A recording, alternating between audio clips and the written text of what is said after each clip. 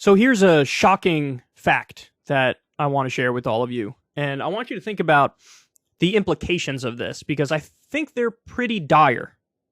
I don't think it's hyperbolic for me to point that out here. So this is in Raw Story. A majority of Americans will have an election conspiracy theorist on their ballot in November.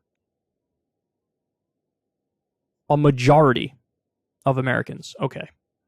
On Tuesday, the elections analysts at 538 reported a stark statistic. A majority of Americans will have at least one person on their ballot who denies or questions the results of the 2020 presidential election when they go to vote in November. Now, let me just pause to tell you guys, the problem isn't questioning elections on its own merits. The problem isn't like, it's not like every time anybody has ever denied an election is by definition wrong. No. The problem is this specific election, denying the result of this one, is psycho. It's psycho. Because we had over 60 court cases, virtually every one Trump and his team lost. It wasn't just they lost because of liberal judges appointed by Obama. No, a lot of them were Republican judges. A lot of them were Trump-appointed judges that laughed these cases out of the courtroom. The Arizona audit, where they were convinced it would show Trump won, the exact opposite happened. Exact opposite. It showed that not only did Biden win, he won by more votes than what we thought he won by on election day. You know, the Mike Lindell and Sidney Powell and Michael Flynn are the people leading the charge saying this thing is rigged. They have no evidence whatsoever. They have none. None. I mean, Mike Lindell does a big event every 2 weeks where he says he got the new bombshell that's going to put Trump back in office. And of course, it's a massive flop because he's an idiot. He's a former crackhead who went to sell pillows. And now he's deep in the throes of mental illness, and he's displaying it for the world to see. And this is the stuff that Trump loves. So it's this election. It's this election. Questioning this one is psycho. In 2000, they successfully stole the election. I mean, the Supreme Court's decision was like, yeah, it would take too long to recount the ballots fully, so let's just go ahead and say Bush won. Oh, shocker. Oh, would you look at that? The deciding state was Florida, which George W. Bush's governor was the brother of. Weird. So that was an election that was actually stolen. Is the correct thing to say to point that out. For the 2020 election, you're just wrong if you think it was stolen.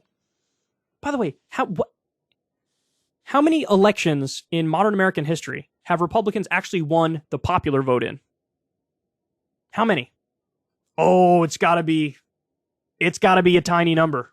Out of the last 8 elections, I wonder how many times the Republicans actually won the popular vote. Anyway, from the Carolinas to California, Montana to Florida, election denialism has spread across the country, said the report. Candidates who support former President Donald Trump's false claims that the 2020 election was stolen will appear on ballots in nearly every state this fall. Holy cow, nearly every state has an election denier. 538 drew on news reports, debate footage, campaign materials, and social media, and reached out to every single Republican nominee for the House, Senate, Governor, Secretary of State, and Attorney General to determine their position on the 2020 election. So get this. Let me give you the specifics. Of the 529 candidates surveyed, said the report, 195 fully denied the election results, either claiming the election was stolen from Trump or even participating in schemes to overturn the result or submit fake Trump electors in states President Joe Biden won. That is, man, I mean, holy cow, 195.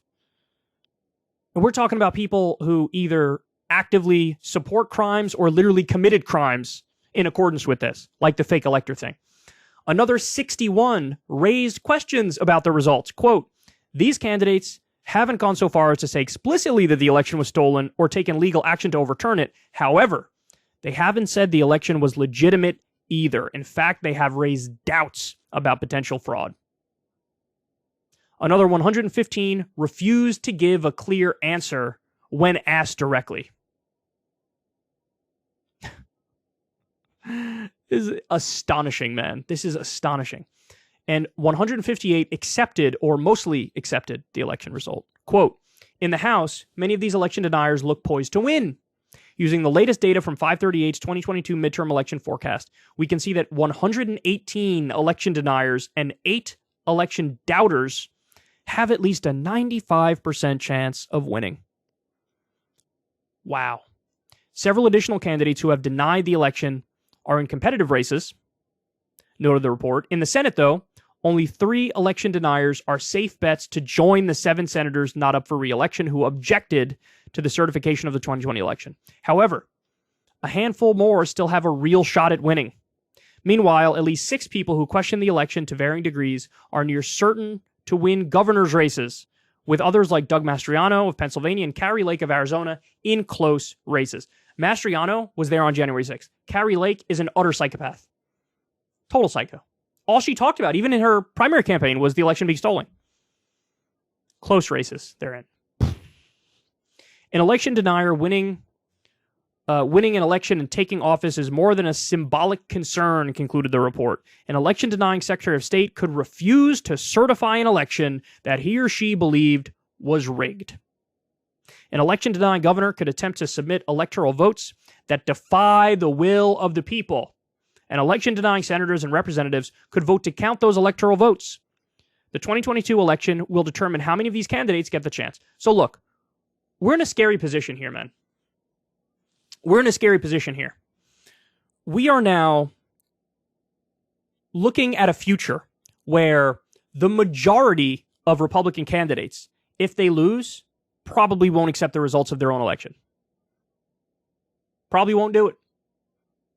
I mean, Laura Loomer, it already happened with her. And she's even crazier than Trump with how hard she's going in on it. Sarah Palin was basically saying the same thing when she lost because of ranked choice voting.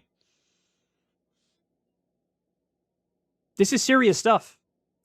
How can you have a system where most people in one of the 2 major parties just doesn't agree with any semblance anymore of representative democracy? It's either I win or you cheated. I mean, that's how they look at it, right? So what happens when you get people who can control the levers of power for the elections? The secretaries of state who have to certify it.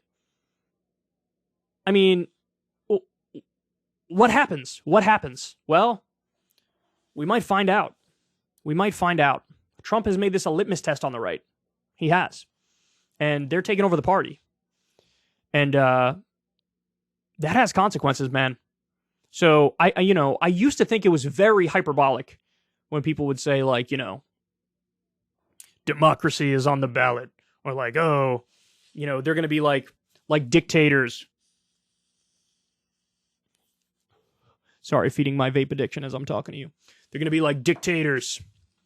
Or, they don't believe in our institutions.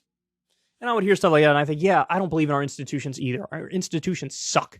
They're dumb. Like, we need to reform them. We need to make them better. People don't trust our institutions for a reason. But the argument of, no, they literally don't believe in whatever semblance of representative democracy we have left, that's undeniably true at this point. So, look, all I'm saying is, look at the facts on the ground, dog. You have people who are giving up on representative democracy completely. And it is now the mainstream of the elected officials. It is. And you compare and contrast that. I mean, there is no false equivalence here. Though, like, both sides do it is not a sufficient explanation on this because it's not true. It's not accurate. I mean, are there ways in which Democrats and Republicans, elected officials, are similar? Absolutely, of course. But there are real differences, and those differences fucking matter a lot. And I think that the electorate has now picked up on the fact that Trump and his ilk have gotten so extreme that it's beyond the pale now. I mean, when you have this dude on Truth Social every other day saying, reinstate me as president now, or like at the very least redo the election. What? When you have him saying that on a regular basis, and all of his people are marching with him right off the cliff, there better be consequences to that, because if there are not consequences to that, I don't think it's hyperbolic to say the system of government as we know it is going to be over, and it will be replaced with something much worse if these people get control. I understand it's already bad. I understand it's already terrible. I understand it's already an oligarchy, right? I understand the corporations basically run everything. But imagine that except worse, because you're adding in rank authoritarianism and basically religious social conservative rule. Because that's what it would be. And no mechanism by which you can change it to actually get a governing majority of the opposition party. So, oh man, this is rough. This is scary. And it's nothing to poo-poo, man. The lunatics have taken over the asylum. It is absolutely complete now. This is something Chomsky warned about back with the Tea Party wave, and now we're seeing it come to fruition. You have a complete demagogue and a charlatan who's deeply authoritarian. And he's remade the party in his own image. And the consequences to that are very, very dire. Hey, y'all, do me a favor and like and subscribe. It helps out big time in the algorithm. Click the bell as well for notifications when videos drop. And watch that video on screen right now. You know you want to.